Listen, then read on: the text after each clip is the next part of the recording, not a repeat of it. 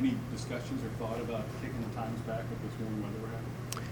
Yeah, I thought about it, but I don't know. Like, I mean, 7 days away, and weather here seems like an eternity, and that's above my level probably if we were able to do that or not. So we played on Monday night.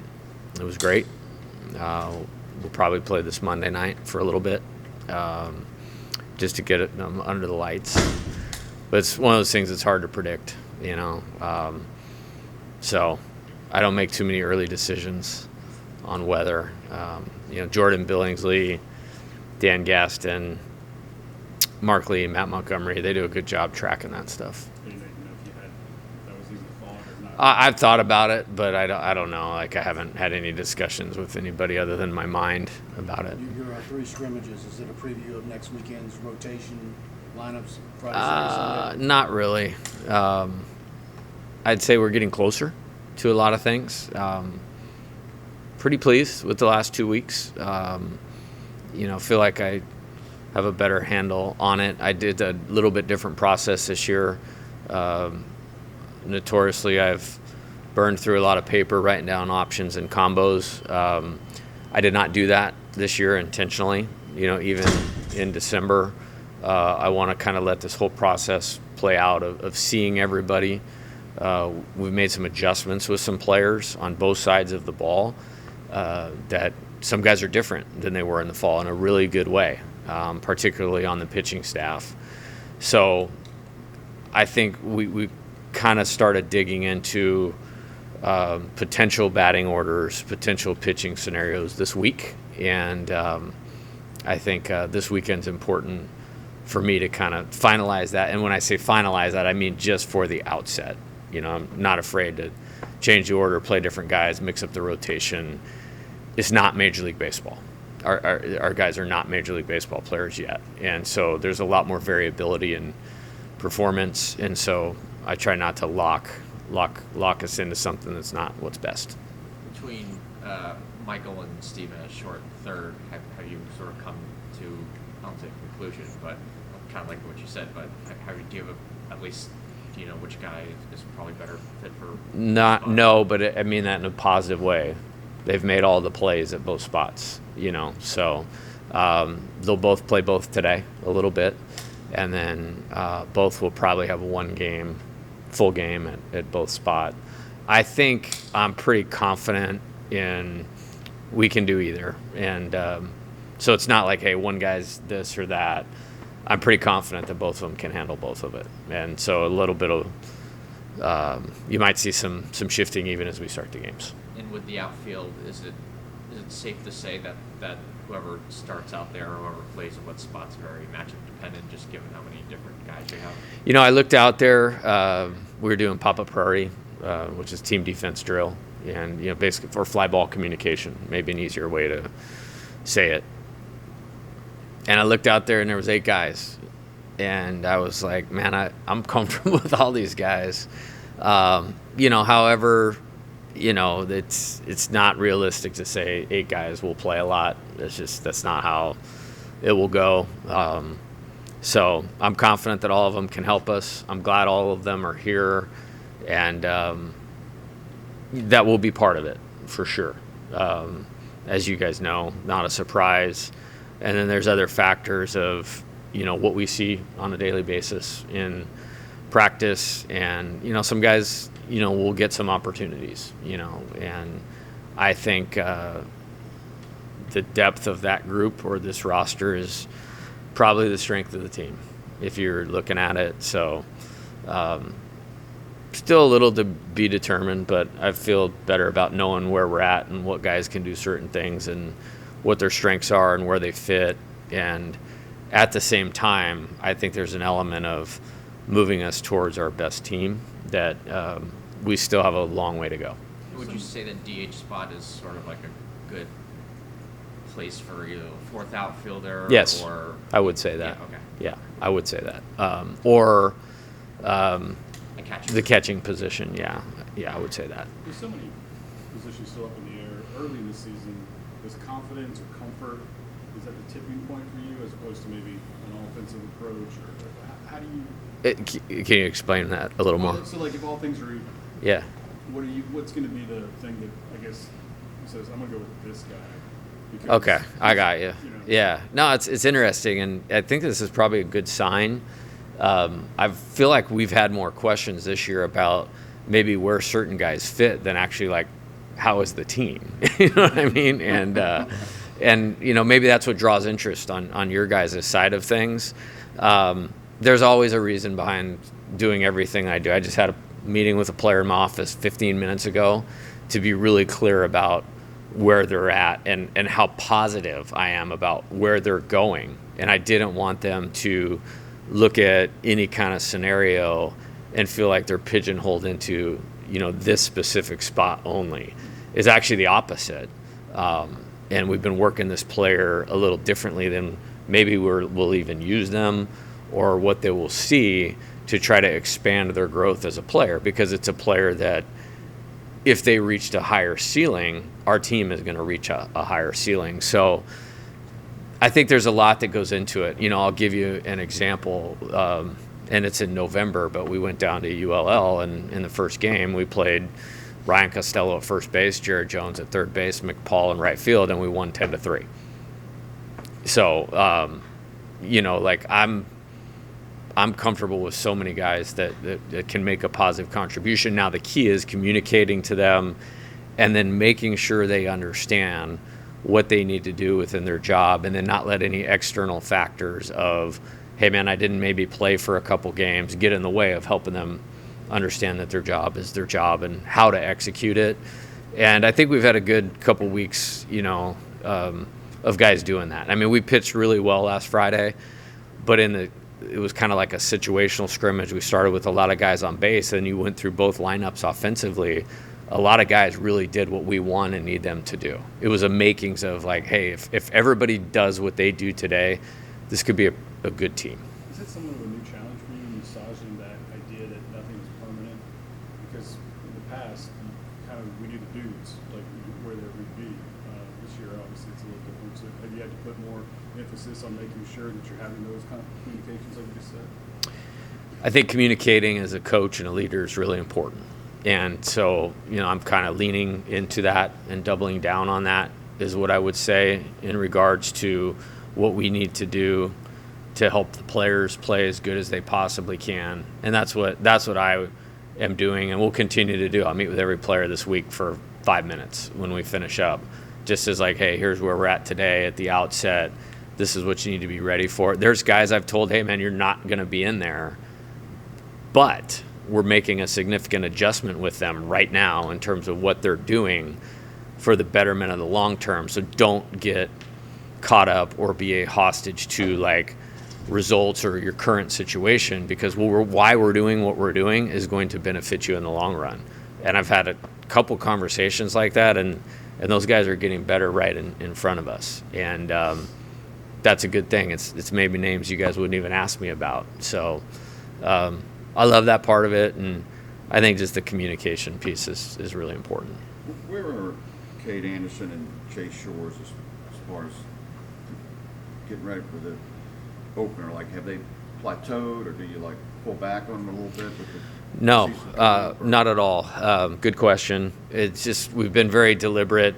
When I had my meeting with all of them in November prior to Thanksgiving, meaning the guys that we were going to stretch out, like it was like kind of calendar form of like we were going to elevate your pitch count. This is how we're going to do it, from when you start throwing pins, volume in the pins, to hitters standing in, to live at bats, no scrimmage, to scrimmage 1, scrimmage 2, scrimmage 3. And I think there'll be around 70 to 80 pitches this weekend, you know, with the expectation that they could extend for multiple innings and elevate that a little bit next week. And then there's probably your plateau in the non-conference. I don't think you'll see us send somebody out for like 120.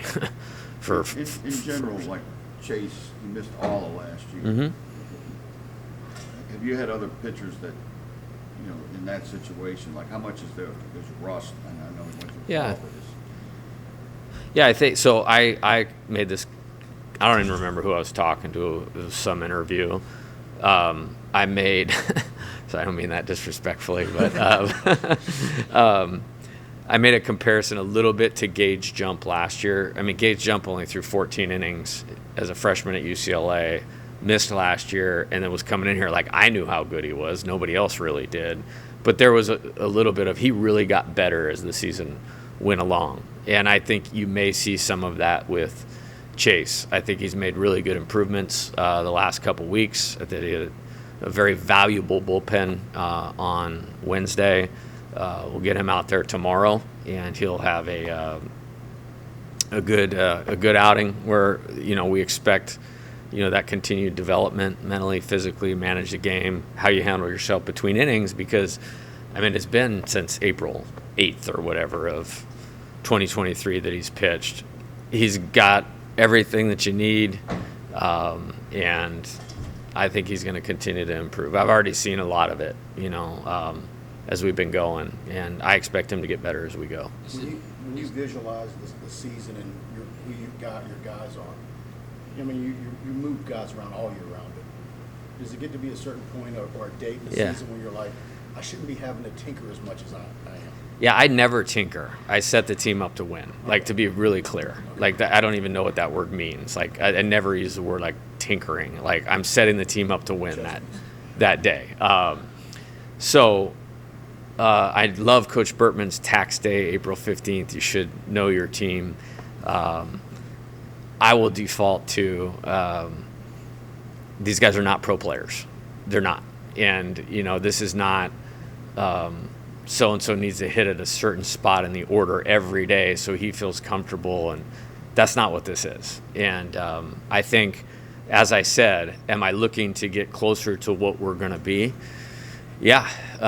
The first day that I really dove in on the lineup thing, like really dove in, was Tuesday afternoon. And it was like 8 scrimmages had been completed, plus the fall. And then it was like, okay, if we had to win tomorrow or there's no longer LSU baseball, okay, this is what we do. But I think this could end up being ultimately where we land. And it's 2 different lineups.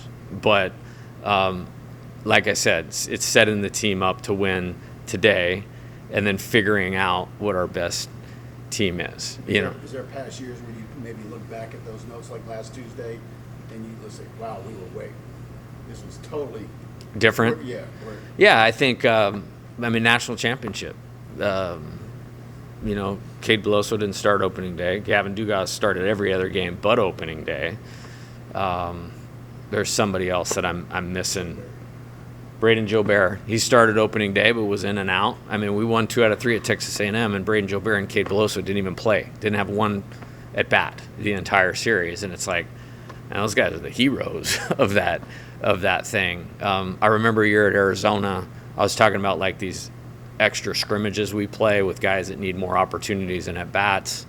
2 of our best relief pitchers threw that day because they didn't throw on the first weekend, and our shortstop, our third baseman, and maybe our DH were completely different, by the time we were in the postseason than they were the first weekend of the year. So I'm comfortable with that. I think our players are, at least I've had this feeling since I've been at LSU, like they know that it's LSU. Like we're trying to win every game that we play. And like they understand, like we're going to communicate, we're going to be honest, and understand the bigger picture of things. And hopefully that's the case again this year. I noticed in the last scrimmage, Steven was moving from third, but then sometimes from third to second when there's lefty in the box. How can you use him as that kind of chess piece this year? I know Daniel wasn't playing second in that lineup too. Yeah. Reeves, I think. Yeah. We still have to figure that out because we actually didn't make a couple plays as we did that. So we're going to try some different scenarios with that this week. Like, for instance, they're not going to play together today either because I want him to get right-handed at bats, So, like, we're not going to get to do that for the good part of the scrimmage today. We worked on it yesterday in a different combination, and and he was working on it. The plays he didn't make on his own. Like that's what I love about him. It's like, hey, no, I'm gonna go be better at this, but I want him to handle the ball a lot, and so there's a lot of value in that regard. Knowing that you're not a tinkerer now, what are the next 6 days? Like, what do you got to have out of it for? Yeah, I think you want to get out of it healthy.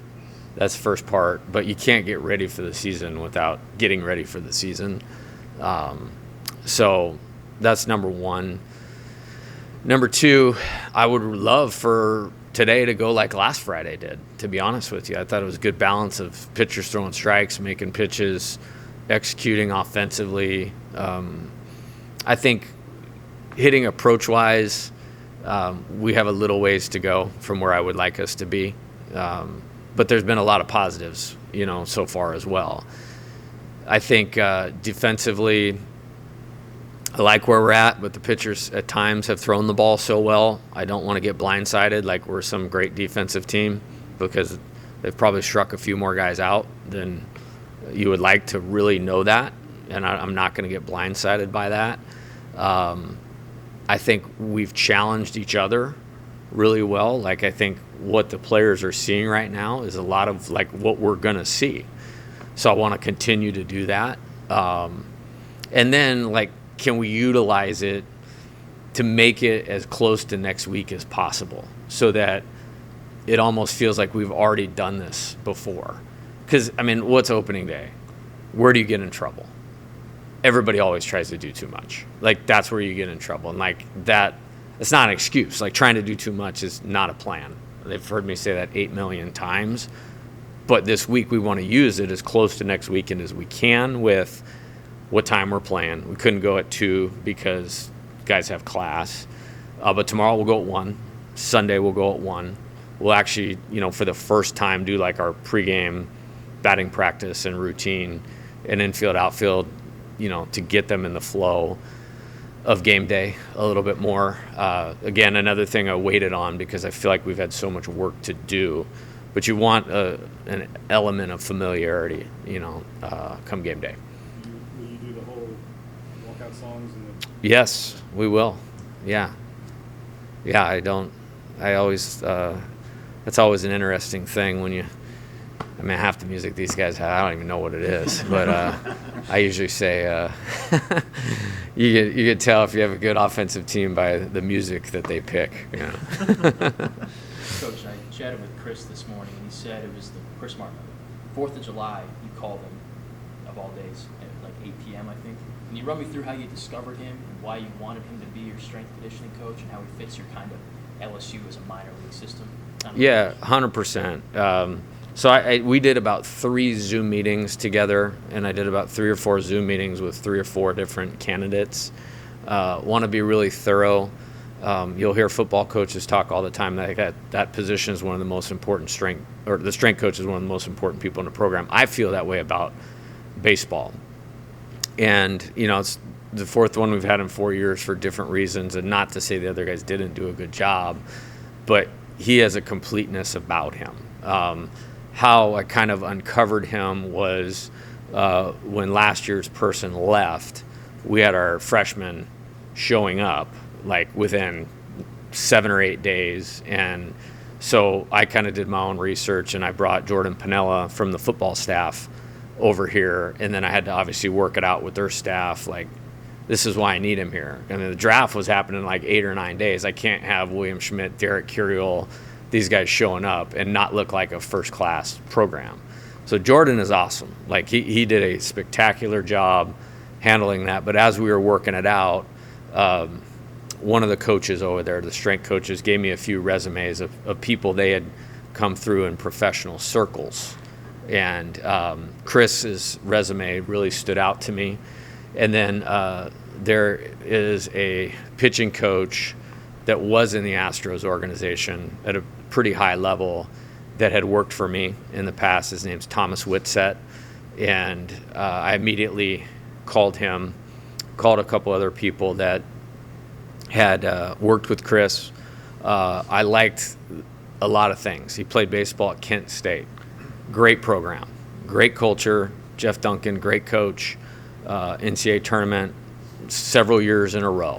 I liked that. He knows what like this type of deal is. The Astros are one of the most progressive organizations in player development. I liked that. I liked that he was a little bit younger to be able to connect. He probably hates when I say this. Like, I actually looked at his transcript too. Like, and he never got to be in college. Like, that's something a guy like me can really appreciate. So, and then just functionally, like how he goes about developing the players, the reasons behind it, the application from weight room to the field, whether that's a pitcher moving down the mound, a base runner, accelerating quickly, start, stop, change of direction on whatever on defense, moving, rotational, acceleration in the box. Like, he really understands all that. And then he's also really good, which has become like a big thing lately, is, how players' bodies respond to the workload that you put on them. And I like to practice. Big surprise to everybody. And I just don't know how you get better without doing it, but he's really brought an element of management, load management, if you will. So just really, really good. Really good. We talked a lot about the lineup with this team and what it could sort of look like. Do you have a better idea with the rotation, and have you sort of narrowed that down to 3 guys? I wouldn't say I've narrowed it down to 3 guys, but I have a pretty good idea of where we're probably going to land at the outset. I will not probably talk about it until next week, though. Okay. Yeah. When you have as You won't many talk about it next viable week, options as Yeah, I will. Yeah, I definitely will. I promise. You can hold me to it. Bill, let's have the media availability next week on Friday. Right before. when you have as many viable options at catcher as you have, how much do you guys emphasize sort of the defensive aspect of the position during practice, blocking, Yeah. throwing back, and I guess where each of those guys stand in kind of that regard? Yeah, we emphasize it a lot. It's the most important part of the position. I've mentioned this several times. Coach Jordan does a really good job with them. Takes a lot of pride in his performance of developing those guys at that position. And so that's the most important part. I mean, I'll start with receiving because the game is about balls and strikes and controlling the count. The catcher has a lot to do with that. We have tremendous pitchability on this staff, in my opinion. So they're going to mix. So to be able to handle certain different types of pitches, different parts of the zone, different speeds, they have to be able to do that, have to be able to block. So that's most important. Relative to where the guys are, I think there's been really good improvement. I've talked about Luis a lot. Like, the best surprise of maybe any of the transfers is the job he's doing defensively. Cade is really talented and moving in a really good direction. His good days have been really, really good. Like, when you see that, if his ceiling becomes consistently the norm, you have a pretty special defensive catcher. Blaze has done a better job since we got back. He's caught better in the spring than he did in the fall. I mentioned he went to Houston, worked with former LSU player Tim Lanier for a couple days. That was really positive. And then Eddie Emmons done a good job too. So I like where we're trending with those guys, and it's the more important part of it. And that's the saying, like, they all have some hitting ability, as well. And we're about to speak with Jake, and I know he pitched a little bit in the fall, but I don't think we've seen him so far this preseason. What's sort of the plan with the two-way stuff? Yeah, we'll see how that goes. We don't have as many left-handers as we did last year, but I have pretty good faith in the left-handers that we do have. And we have more right-handers that are going to be successful against left-handed hitters than we have probably in any year that I've been here. So that's kind of, and then allow him to simplify his focus. Anytime you're trying to get a player better at something, I try to simplify things. And so really just helping that out for right now. But I have not closed the book on using him on the Do mound. you like the way the schedule sets up? I don't know. I mean, like, seriously, and only just because it's like they're not going to change it if I say I don't. So, that's the only reason why I say I don't know. How about the bullpen? Are you starting to kind of see Yeah, for sure. There's a lot of variability, versatility. One of my favorite years ever coaching was 2015 at Nevada, and really offensive conference. You're playing at Air Force, you're playing at Fresno State, UNLV, our own park in Reno. Like, we literally would change the rotation every weekend based on who the better hitters were on the other team, because we had some good variability. It's not quite like that here, because the ceiling of all the pitchers is obviously way higher. But I feel like we could do that. And I feel like there's some guys that may start off in a spot and end up in a different spot. For me, one of the best pitchers is going to be in the bullpen, as you guys know. Like, it's almost like coach thinks you're really, really good if I'm bringing you in tight games. Like, that's the ultimate trust factor, because, sometimes you can win the game in the first inning, but you usually win it in the fourth, fifth, or sixth, or the seventh, eighth, or ninth. And, it's hard to win. Like, I mean, I know it's really hard to anybody to get their head around, but like the name of the school and this, you don't win. You have to play good to do that. And your bullpen largely decides if you're going to win close games or not. And you have to have like this special makeup and the ability to get weak contact and swing and miss and keep your poise, and a small thing doesn't bother you. Like, maybe it's ball 4 instead of strike 3. Can you reset, hold the ball, get the ball to the plate, execute your pitch, get a ground ball, get the lead out, there's no runner in scoring position, reset again, and get the guy to pop up to center field. That's what I'm looking for. So, like Griffin Herring, probably our best pitcher last year, probably, in my opinion. And those other two guys are great. But, like, that's like a badge of honor. I actually had a different Division I coach call me last night and go, like, hey, like, I want to put my best guy in the pen. Like, what do you think of it? I was like, absolutely. And it's like, put him on speakerphone if you're having a hard time selling it to him, like, so. Nobody we play, to be clear.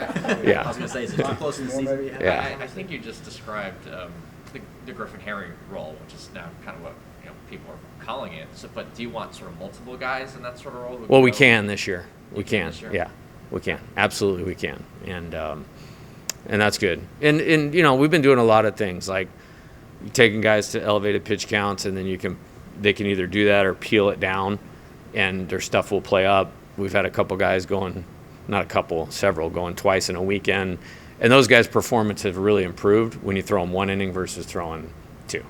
They just, it's keeping them in a lane that allows them to be the best that they can be. And, if you throw 9 scoreless innings, 1 inning at a time, that's actually more valuable than 1 9-inning shutout game. It is. So I like what we're doing. And then there's some guys in the middle of it,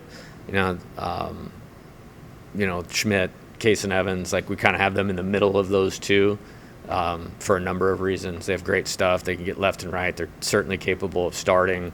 I think both of them have the poise to pitch at important times in the game. And then you could easily peel it down if you wanted to use them a couple times a week. So we kind of have 3 buckets of how we're going about doing that. And I think Coach Eske's doing a terrific job with this staff. I really do. And, they've really improved since we've been back. There's a lot of substance to how they're pitching, and I'm really excited about that. I noticed 2 weeks ago, you guys started scrimmage in the 7th inning, and it was 3-3. Mm-hmm. How are the players executing in some of those close game, late game situations? Well, it's funny you mentioned that. Offensively, in the 7th inning, I don't remember if it was the top of the 7, one team came up and hit like 9 line drives in a row. It's literally the best offensive inning our program's had since the last inning of the national championship game in 2023. I was like, I like to see a lot more of that. But it kind of messed up the close game late situation. But I was like, man, could you imagine if this was really 3-3 and we just put those 9 at bats together? This place would be going bananas. That would be awesome. And then some guys, like I said, Connor Benj comes to mind, DJ Primo, roll right out there after that, and it's like 3 up, 3 down. Strike 1, control the count, execute the kill pitch. So I think it was fine. We didn't really get the look I was going for, but it was for a good reason. All right. Thanks, Coach. See you guys. Thanks, Coach.